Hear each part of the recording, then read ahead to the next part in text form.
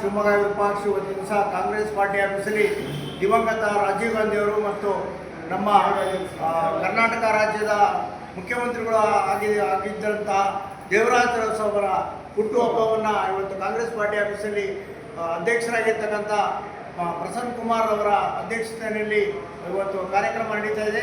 ಈ ಒಂದು ಕಾರ್ಯಕ್ರಮದಲ್ಲಿ ಎಲ್ಲ ಪಕ್ಷದ ಮುಖಂಡರುಗಳು ಭಾಗವಹಿಸಿದ್ದಾರೆ. ಸೇವಾದಳದ ಮಂಜುನಾಥ್ ಅವರು ಭಾಗವಹಿಸಿದ್ದಾರೆ. ಎಲ್ಲ ಮಹಿಳಾ ಮುಖಂಡರುಗಳು ಎಲ್ಲ ಇವತ್ತಿನ ಭಾಗವಹಿಸಿದ್ದಾರೆ ಅಂತೇಳಿ ಹೇಳ್ತಾ ಇದ್ದೀನಿ. ನಮಸ್ಕಾರ. ಶಿವಮೊಗ್ಗದ ಕಾಂಗ್ರೆಸ್ ಕಚೇರಿಯಲ್ಲಿ ಮಹಿಳಾ ಮುಖಂಡರೆಲ್ಲ ಸೇರಿದ್ದಾರೆ.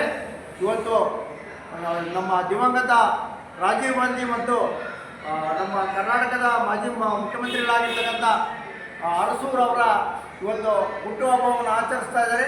ಇವತ್ತು ಮಹಿಳಾ ಮುಖಂಡರೆಲ್ಲ ಇವತ್ತು ದಿವಸ ಸೇರಿ ಪುಷ್ಪವನ್ನು ಅರ್ಪಿಸೋದಕ್ಕೋಸ್ಕರ ಇಲ್ಲಿ ಕಚೇರಿಯನ್ನು ಸೇರಿದ್ದಾರೆ.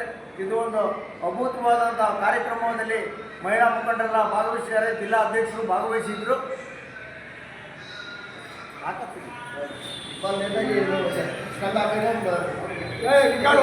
ಎರಡು ಮಹಾನ್ ನಾಯಕರ ಒಂದು ಜನ್ಮ ದಿನಾಚರಣೆಯನ್ನು ಆಚರಣೆ ಮಾಡ್ತಾ ಇದ್ದೇವೆ.